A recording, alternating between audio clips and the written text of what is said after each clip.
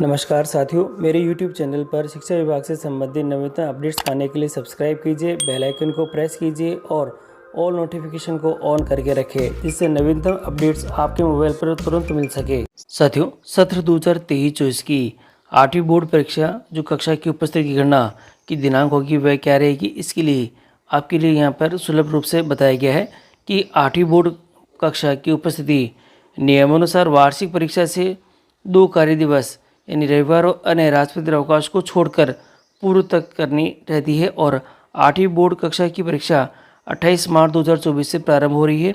अतः 24 मार्च को रविवार यानी होलिका दहन तथा 25 मार्च को धुलंडी अवकाश होने के कारण शनिवार 23 मार्च तक उपस्थिति ली जाएगी और 26 से 27 मार्च को परीक्षा तैयारी का अवकाश इसमें रखा जाएगा।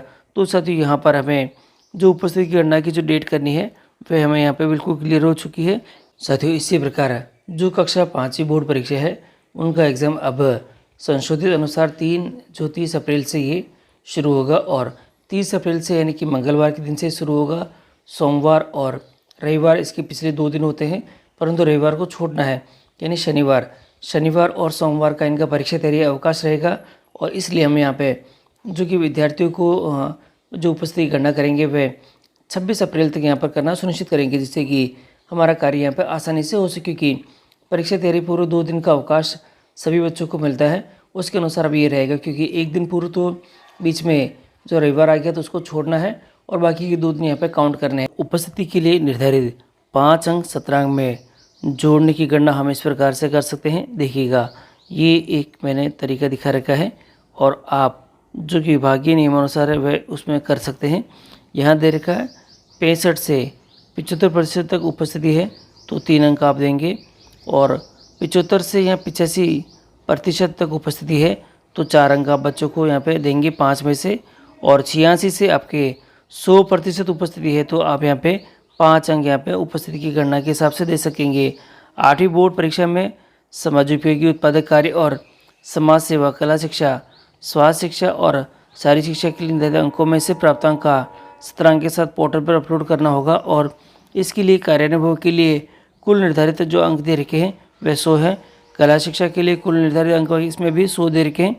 स्वास्थ्य और शारीरिक शिक्षा के लिए भी जो निर्धारित अंक है वह 100 दे रखे हैं, यानी कि आपको सत्रांक के लिए इन तीनों ही जो कि इनका पूर्णांक 100 है, इनमें से बच्चों की जो कार्य है और जो आपके पास रिकॉर्ड उपलब्ध है उसके अनुसार आपको यहाँ पे 100 में से अंक यहाँ पे देना रहेगा। साथियों, कक्षा 5 और कक्षा 8 के सत्रांक की गणना और प्रारंभिक शिक्षा पूर्णता परीक्षा 5वीं और 8वीं बोर्ड परीक्षा में जो परीक्षा परिणाम में प्रश्न पत्र जो हमारे रहेंगे 80 अंक है तथा सत्रांक की 20 अंक की गणना हमको की जानी है।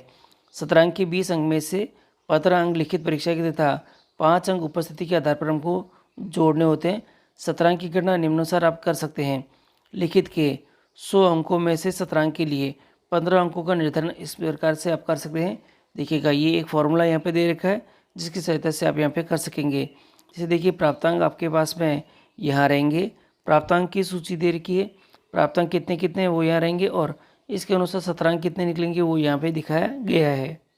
साथियों, जैसे 0 से 6 अंक आपके प्राप्तांक हुए हैं तो आपको 1 अंक सत्रांक का यहाँ पे उपलब्ध रहेगा। 7 से 13 अंक है तो आपके 2 अंक है। 14 से 20 है तो 3 अंक है। 21 से 26 है तो 4 अंक है। 27 से 33 है तो आपके पास में 5 अंक रहेंगे। इसी प्रकार 34 से 40 है आपके पास में तो 6 अंक है। 41 से 46 है तो 7 अंक है। 47 से 53 है तो आपके पास में 8 अंक है और 54 से 60 है तो आपके पास 9 अंक है। 61 से 66 है तो 10 अंक है और 67 से 73 है तो आपके पास में आपके 11 अंक यहाँ पर रहेंगे और 74 से आपके पास में 80 है तो 12 अंक है और 81 से 86 है तो 13 अंक है और 87 से 93 है तो आपके 14 अंक है और 94 से 100 अंक है तो आपके पास में 17 अंक के 15 अंक आपको यहाँ पर देखने को मिलेंगे। इस प्रकार आप सत्रांक की गणना करना सुनिश्चित करें। और वैसे तो कोई आधिकारिक जो कि यहाँ पर हम कह सकते हैं कि विभाग के द्वारा आदेश अभी तक आया नहीं है कि किस डेट तक हमको गणना करना सुनिश्चित करना है, परंतु यदि विभाग की तरफ से कोई आदेश आता है तो आप उसे ही सर्वोपरि माने और उसके अनुसार ही आप आपका जो कार्य करना वह सुनिश्चित करें।